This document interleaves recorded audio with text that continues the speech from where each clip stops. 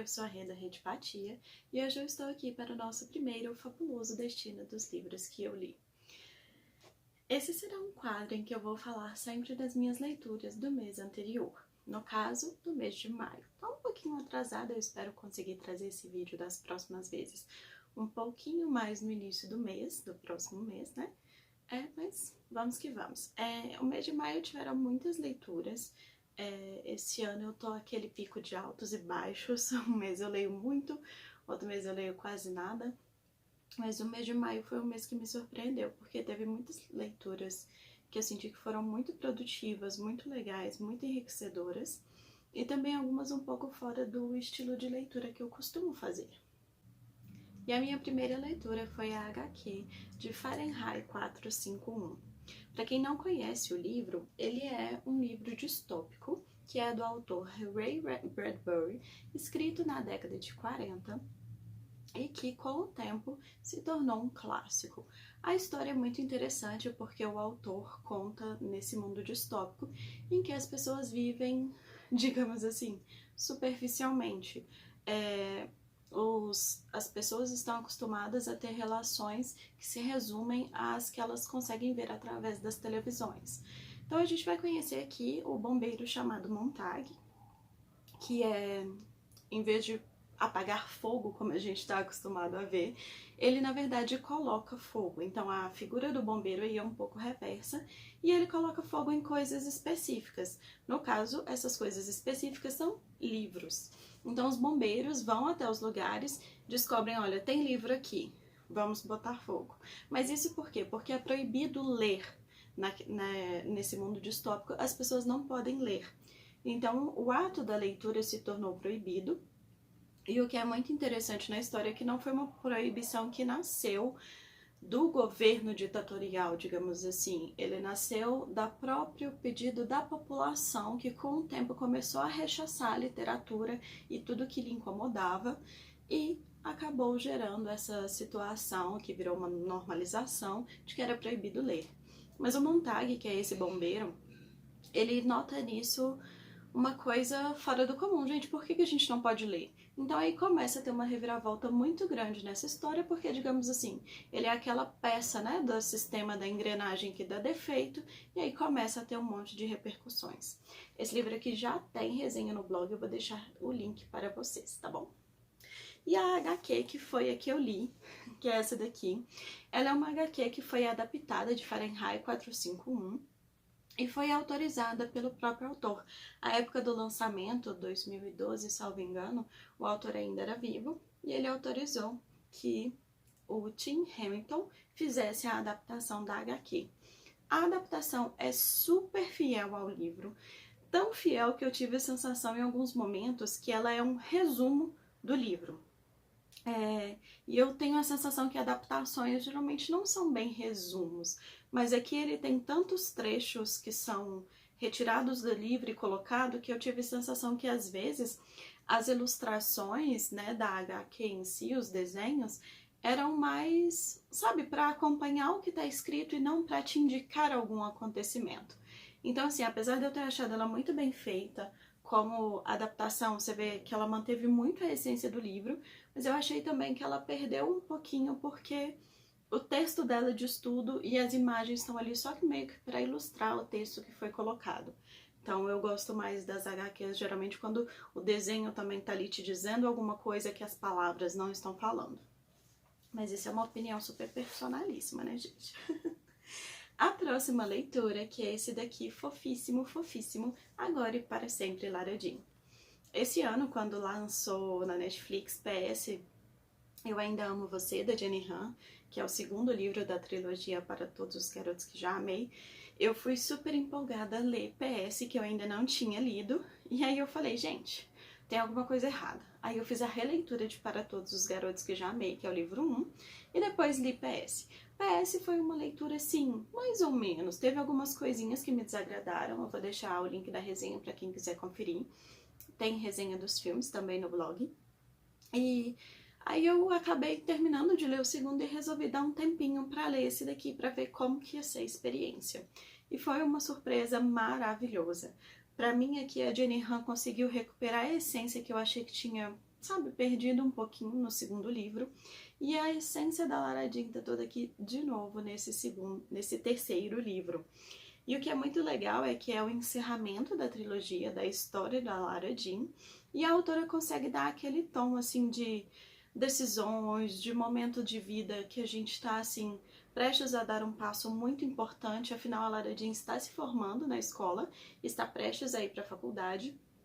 Então, é uma história muito, muito fofa. Em breve vai ter resenha no blog. E, assim, é uma coisa que me deixou muito nostálgica também. Nessa parte aqui, pra quem não conhece a história, a Lara Jean tá namorando o Peter Kavinsky, é claro, e eles estão naquele vibe de último ano da escola, vamos se preparar para a universidade, e o Peter já foi aceitado na UVA, que é a universidade que a Lara Jean também quer muito entrar, e ela está com essa expectativa de vou entrar e nós vamos para a faculdade junto. Então tem uma coisa muito legal nisso envolvida e nos acontecimentos que se seguem. E é uma história cheia de aprendizados, é um teen, assim, um romance teen de aquecer o coração com certeza.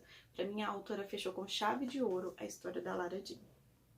Vamos para o próximo. A leitura mais amorzinho que eu li e uma das mais impactantes também foi Bambi.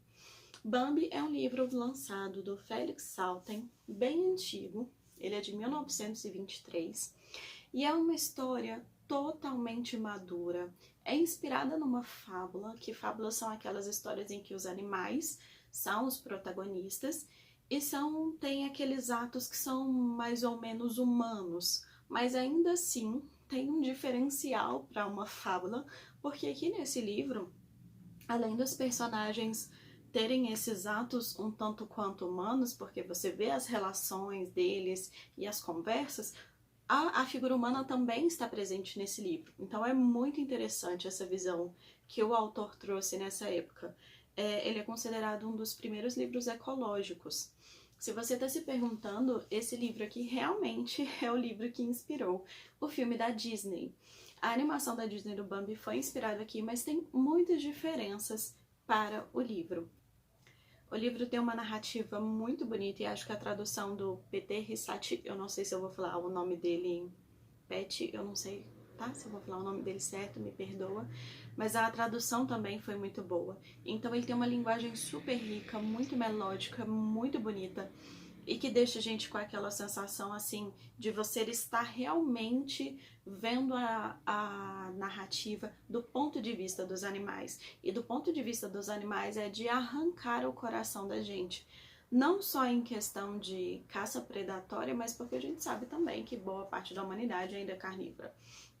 Então, eu inclusive sou. Bambi, a gente tem que ver com os olhos e o coração muito aberto, porque ele fala muito sobre caça predatória. E é muito interessante essa relação que ele vai estabelecendo e te mostrando a preocupação com que os animais vivem o tempo inteiro. Porque além dos predadores nacionais,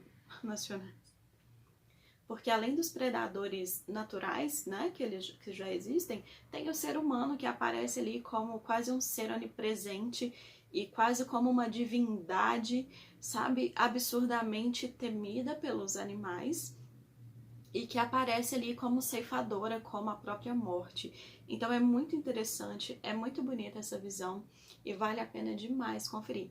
Esse livro aqui, que é o Bambi, faz parte do box Filhos da Floresta, da editora Wish, que é esse daqui, que é um box lindíssimo e que vem junto de Pocahontas, que é uma leitura que eu já fiz, já tem resenha no blog, e que é maravilhoso. Todas essas coisas que eu tô falando, que tem resenha, que tem link, eu vou deixar link pra vocês dos livros e link também das resenhas, tá bom? Então esse livro do Bambi eu recomendo demais, é muito, muito bonito. A HQ Nimona é uma que me surpreendeu muito, muito, muito, muito, muito. Essa HQ maravilhosa virou assim uma favorita pra mim e eu não tenho palavras para descrever. Um resuminho da história é que a Nimona, ela quer ser comparsa do maior vilão que tem lá na cidade, que é esse daqui, que é o Coração Negro. E aí ela aparece no esconderijo secreto dele para ser parceira. E aí eles começam a trabalhar juntos, e aí a gente vai descobrindo que ela tem um tanto de poderes, que ela é um ser muito poderoso, e vão acontecendo algumas situações que vão envolvendo os motivos do Coração Negro ser um vilão, os motivos que o levam a fazer as coisas que ele faz. Aparece o arquirrival dele, que é o Ouro Pelvis. Então, assim, a HQ é cheia de coisas maravilhosas. É uma mistura de conto de fadas, de medieval. Eu diria que até tem uma pegadinha levemente steampunk por causa das invenções. Então, assim, é muito bem trabalhada, muito bem construída. Os personagens saem daquele padrão de bom versus mal. É uma construção muito bonita que a autora faz. Ela tem um trabalho excelente. As ilustrações também são delas, da HQ. A HQ é toda feita por ela. E, além do mais, tem umas nuances, sabe, sobre poder, sobre controle da população, sobre poderio bélico, muito bem trabalhada. Tem um viés político muito bem enlaçado na história. Então é uma HQ que eu recomendo demais para quem ainda não conhece essa maravilhosa aqui. Vou deixar o link da Amazon, tá? Para quem quiser, todos os livros aqui que eu falar, eu vou deixar os links de compra, os links de resenha que tiver. Nimona já tem resenha no blog. E lembrando, o meu link da Amazon é link comissionado. Então é um link que vocês super ajudam eu a manter o canal, o blog e o Instagram, se vocês fizerem a compra por eles. E lembrando que vocês não pagam nada mais por isso, tá? Então, assim, gente, leiam Nimona. E Nimona já tem resenha no blog, eu não sei se eu já falei isso. Vamos para o próximo livrinho, O Reino de Zália, da Luli Trigo. Essa daqui é uma fantasia nacional que foi uma surpresa muito grande. Eu comprei esse livro aqui na Bienal do ano passado, de 2019, porque eu queria muito ler desde que ele lançou, salvo engano, em 2018. E acabou que sim, né? A gente compra 1 milhão de livros, aí a gente tem as coisas que a gente precisa passar na frente, vai lendo, e alguns vão ficando. Esse ano, durante o período de pandemia, a editora seguinte colocou o e-book gratuito por um período. Então eu falei, eu vou baixar, eu vou fazer uma leitura coletiva. A gente leu, foi super legal ter pessoas para comentar durante a leitura. Foi um livro que me surpreendeu muito positivamente, porque a autora conseguiu traçar um paralelo num mundo de fantasia muito realista. O reino de Zália, como já dá a ideia aqui, sim, ela é uma princesa e ela está prestes a se tornar regente do país Galdino, que é de onde ela vive. E o que é interessante, na verdade, é porque a gente tem um movimento político muito forte atrás dessa história, que a gente tem a monarquia, e a gente também tem os representantes que são eleitos pelo povo e pela monarquia trabalhando em conjunto, só que a gente está numa situação de extrema corrupção, que as pessoas já não têm mais confiança no governo, já não têm mais confiança em nada, para ser sincera. O país está passando por vários problemas muito graves, e ela chega, cai de paraquedas, assim, porque ela não era a primeira herdeira, na verdade era o irmão dela, e ele sofre um atentado, infelizmente ele morre, então ela passa a ser a única herdeira do trono. Então ela tem que começar a ter responsabilidades e pensar em coisas que ela nunca tinha imaginado na vida dela. E aí a Zália começa a conhecer as coisas por um viés que ela nunca tinha pensado na vida dela. E é muito interessante porque a autora, a Luli Trigo, ela faz isso de uma maneira muito inteligente. A forma como ela vai apresentando a história da personagem, a história do próprio país, a situação atual, a resistência que é, né, digamos assim, o partido opositor, não é exatamente um partido, né, mas é a oposição à monarquia. Então ela constrói isso muito bem. E, gente, não tem como ler esse livro e não pensar Brasil, Brasil, Brasil, Brasil. São situações que a gente está vivendo aqui, e não é de hoje que a gente está vivendo, e a autora conseguiu representar isso muito bem, tanto que tem uma questão da lei de mudança da lei de aposentadoria aqui, que eu achei super válida a colocação dela, e assim, a construção foi fantástica. Essa daqui em breve vai sair resenha lá no blog, no Instagram, e foi um livro assim que eu já recomendo muito que vocês leiam, porque além de ser literatura nacional, ele dá assim aquela boa aula de história, de reflexão para a gente pensar, ainda que seja um mundo de fantasia. A próxima leitura, vamos lá, É um livro que eu não ouço falar tanto dele, eu não sei dizer assim o motivo, mas é um livro que me surpreendeu um tanto, um tanto, um tanto. Onde Cantam os Pássaros, da Evie White, eu não sei se fala exatamente assim, que vocês sabem como é que é meu inglês, né? É um livro da Dark Side Books, que eu sou apaixonadíssima pela edição, né? Capa dura como a caveirinha gosta. E tem uma história muito, muito surpreendente. Apesar de a gente não ver muito falar dele, eu acho que é um livro extremamente importante, porque ele vai trabalhar muitas questões de empatia, de primeira impressão, acho que até de karma, para ser sincera, de lei do retorno e muitas coisas que às vezes a gente tendo um olhar diferente para uma história, a gente não pensaria a respeito.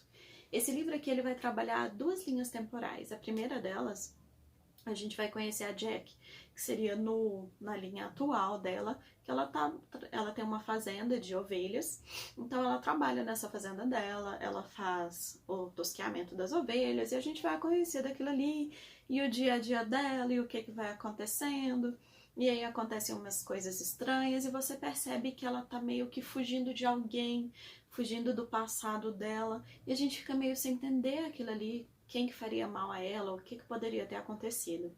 E aí, quando surge a segunda linha temporal nesse livro, é que a gente começa a entender o passado da Jack. Só que aí, o que foi muito inteligente da parte da autora? Ela não contou o passado do mais antigo para o mais novo. Ela contou esse passado ao contrário. A gente vai conhecendo daquela história ali do presente que a gente conheceu a Jack para trás, até o ponto derradeiro que fez ela se mudar lá para onde ela tem essa fazenda, que é na Austrália. Então, o que é muito interessante nesse livro é que à medida que você vai conhecendo mais do passado dela, as peças do presente também vão se encaixando. E você vai descobrindo por que ela se mudou de país, por que ela não tem contato com a família dela, o que aconteceu com ela que ela tem tanto medo de ser encontrada. E aí vai contando, contando, até a revelação final que deixa a gente embasbacada. Então, assim, eu não vou dar spoilers da história. Esse livro aqui em breve vai ter resenha também no blog e no Instagram. Mas, gente, é um livro que eu já falo, leiam.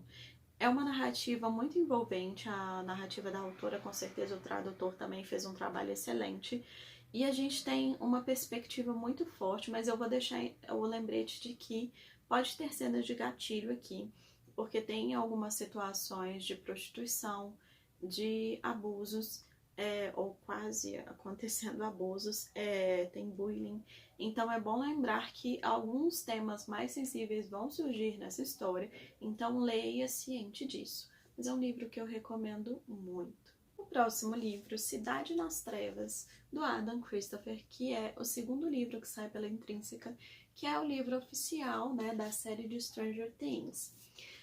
O que é muito interessante aqui é que a gente vai ter uma história de um dos personagens que é dos mais queridinhos, né, da série, ou que se tornou com o tempo um dos mais queridos, que é o Jim Hopper.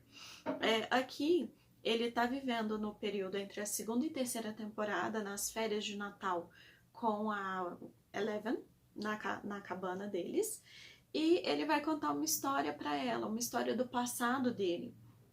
E aí ele narra um caso que foi um tanto quanto estranho, que envolve um possível serial killer e algumas coisas um pouco fora do normal. E aí ele vai contando esse caso para ela, e ele conta, né, que é, salvo engano, da década de 70 para 80. E aí tem vários elementos que são da cultura, né, que é pop, que a gente já está acostumado a ver na série Stranger Things. Aparece a questão do lançamento de Star Wars, tem muita coisa legal e muitas referências legais. Mas apesar disso, não foi uma leitura que me conquistou. Eu não consegui me apegar à narrativa do autor. Isso me deixou um pouco triste, porque além de eu gostar muito do personagem, eu estava muito empolgada para essa leitura e achei que ia ser tão fluida quanto foi Raízes do Mal, que é o primeiro livro, mas de outra autoria. Então talvez eu acho que é mais uma questão de eu não ter dado certo com a narrativa dele. Aí eu senti que tanto a narrativa não conseguiu me prender, aí ficava aquela coisa, sabe, arrastada para ler, quanto, apesar de ter muitas referências da cultura pop, o caso em si que o Jim Hopper traz para para Eleven, né, pela história que ele conta para ela, faltou um pouquinho de Stranger Things vibes, sabe? Como se fosse só mais um caso estranho que você veria em qualquer outro filme, em qualquer outra história. Então isso daí pra mim eu acho que não me convenceu muito, infelizmente. Mas é um livro super bem avaliado no Scoob, na Amazon. É um livro que tá tendo uma aceitação muito grande. Então assim, eu acho que é muito questão de gosto, de dar certo com a narrativa do autor. Eu acho que é mais ou menos por esse caminho. O próximo livro, A Filha da Rei do Pântano. Esse livro da Karen Gione, gente, foi assim uma revelação. Eu li ele acho que em 2 dias, só não foi menos porque ultimamente eu ando precisando dormir de noite. Mas foi assim aquela história que te tira do prumo e ainda me fez relacionar com várias outras coisas. A Filha do Rei do Pântano vai contar a história através do ponto de vista da filha de uma mulher que foi sequestrada e mantida em cativeiro por 14 anos. Aqui a história é da Helena, ela no caso é a filha desse sequestro, né, fruto desse sequestro, e a mãe dela é sequestrada quando ela é muito nova, eu acho que ela tem 12, 13 anos, e é levada para viver no pântano com esse homem que sequestrou ela. E aí a história toda é do ponto de vista de duas linhas temporais. A linha temporal atual, que a Helena já é casada, ela tem 2 filhas, uma vida tranquila. E aí nessa vida dela, ela descobre que o pai dela fugiu da prisão. E aí quando ela descobre isso, ela fica muito fora do prumo, porque agora todo mundo ia saber que ela é filha dele, porque ela já tinha se desligado do passado. E ela fica muito temerosa com a família dela. Então ela resolve que ela vai atrás do pai dela, ela vai caçar o pai dela. E aí a outra linha temporal que a gente tem, que é a linha temporal mais impactante do livro, é da vida dela, das lembranças dela de quando ela vivia no pântano com o pai e com a mãe. E no caso, aqui a filha do rei do pântano, é porque o pai dela começa a ser chamado de rei do pântano. Então ela logo é a filha do rei do pântano também, é como as pessoas costumavam se referir a ela. Então ela foi uma criança que foi criada e as únicas pessoas que ela tinha contato era com o pai e a mãe. Fora isso, era com a natureza. Ela sabia caçar, ela sabia pescar, ela sabia escalar árvores, ela vivia literalmente ali solta naquele mundo. E para ela, o pai dela era uma pessoa admirável. Ele não era só admirável, era literalmente uma filha que idolatrava o pai. Para ela, ela sempre teve uma leve indiferença com a mãe dela, e com o pai ele era o perfeito. E aí, para você que tá vendo essa história do lado de fora, é muito impactante, porque você sabe o que o pai dela fez, você sabe a realidade, mas ela, como criança que nasceu ali, não sabe.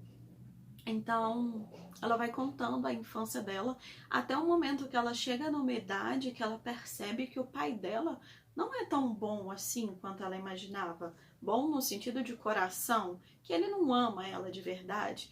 Aí ela conta as coisas que aconteciam com ela, as coisas que ele fazia com ela, os tipos de abuso, porque ele abusava sexualmente da mãe, ele não chegou a abusar sexualmente da filha, mas ele tinha um abuso fortíssimo com ela, mental, psicológico, de todas as outras formas. Ele mantinha ela, tipo, em um poço porque ela desobedeceu ele ou porque ela fez alguma coisa que ele julgava errada por 3 dias. E ela quase morria de fome. Então, assim, são coisas muito fortes que vai ter nesse livro. E tem umas descrições sobre caça também muito detalhadas. Então que a gente fica muito chocado. Por exemplo, às vezes quando eles saem para caçar, ela conta de abater o bicho e tal, mas ela conta também como tirar as vísceras, como fazer tudo. Então, assim, esteja preparado mentalmente, no estômago. Vão ter questões de abuso detalhadas aqui, mas no caso entre pai e filha, porque a história não é do ponto de vista da mãe, então fica uma história meio que assim, o background é o que a gente sabe que aconteceu com a mãe. Mas é um livro fantástico, que traz muitas reflexões, e a gente vê o quanto a pessoa que está sob o abuso, especialmente se ela nasceu dentro daquilo ali, o quanto que para ela é difícil sair desse ciclo, porque aquilo ali vira normalidade para ela. E aí é o perigo grande da gente pensar o que é normal. Então, é um livro que me prendeu muito, porque a narrativa da autora, a tradução é muito boa, então a gente lê com muita fluidez. mas também pelos temas que foram abordados. E como eu tinha lido Bambi, que foi um que eu já mostrei aqui, são dois opostos, são dois extremos. No Bambi você tem o lado da caça, você vê pelo lado do animal, o que está acontecendo ali, a morte. Aqui você vê uma pessoa que simplesmente está caçando porque ela precisa, mas você está vendo como que aquilo ali é visceral, como que aquilo ali, você imagina também como que o animal está sentindo nessa situação. Então é um livro que eu recomendo forte, forte, forte. Em breve vai sair resenha dele também, mas que eu acho que todo mundo precisa ler já com a mente preparada, porque ele pode ter gatilhos, pode ter questões fortes que vão te impactar, mas é um livro incrível. Vamos agora para a última leitura do mês de maio e que sem dúvidas foi o meu favorito de maio. Gente, eu não sei nem como começar a falar. Esse daqui é o Intrínsecos, que foi do mês de maio, que se chama A Casa Holandesa, da Anne Patchett. Eu não vou saber falar o nome dela, então eu vou chamar a autora só de Anne. Essa autora vai contar uma história em que você não tem grandes acontecimentos, mas você tem uma vida sendo descrita. Para mim é um tipo de leitura muito enriquecedor. Não é o tipo de coisa que eu costumava ler muito antes, mas é o tipo de leitura que eu acho magnífica. Aqui a gente vai conhecer meio que uma história, sabe, um pouco uma vibe levemente assim de Rainha Má. Ele não é uma ficção, claro, mas não é um livro distópico, não é uma fantasia, não é nada disso. Mas a gente vai conhecer dois irmãos que vivem apenas com o pai porque a mãe os abandonou. E eles vivem com o pai, que é uma pessoa muito fria, muito distante, mas para eles aquilo ali, a relação dos dois, que são super próximos, se basta.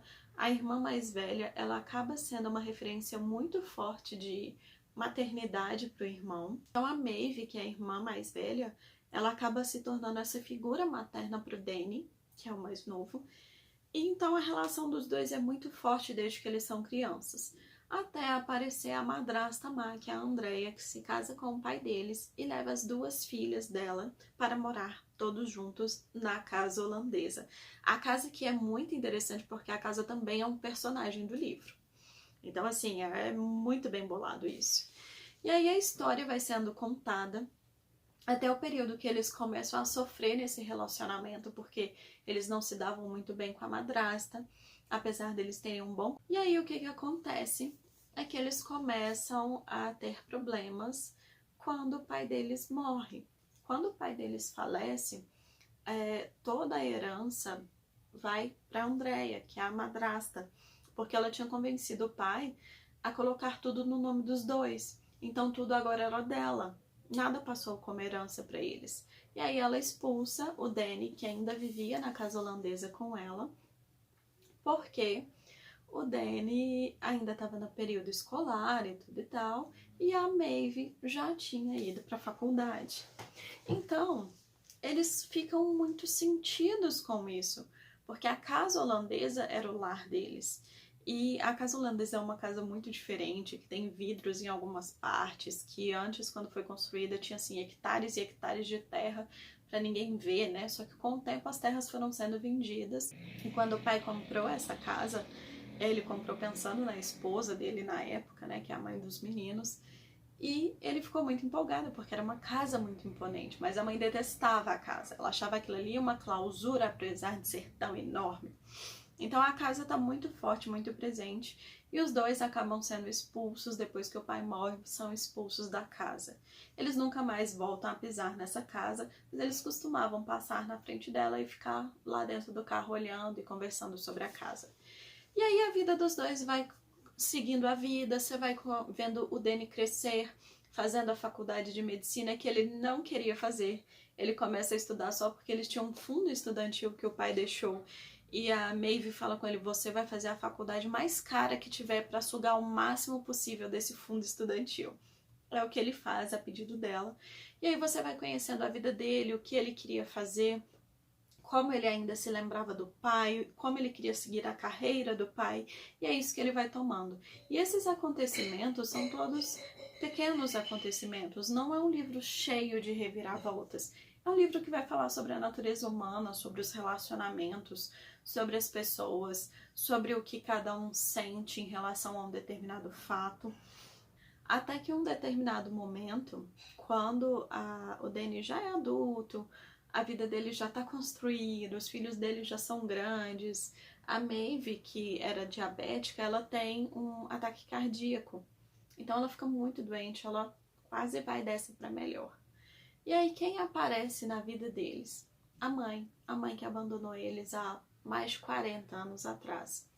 E aí o Danny fica muito indignado com isso, porque ele fala, agora que ela tá quase morrendo, que você aparece aqui, sabe? Ele não consegue pensar a ideia de perdoar a mãe dele pela ausência de todo aquele tempo. Até porque ele relaciona a ideia, se minha mãe nunca tivesse saído, nós nunca teríamos saído da casa holandesa, porque ela ia continuar sendo nossa, mesmo que o nosso pai tivesse falecido. Então a mãe aparece, é um ponto, uma mistura de coisas assim, incrível, incrível, incrível na história.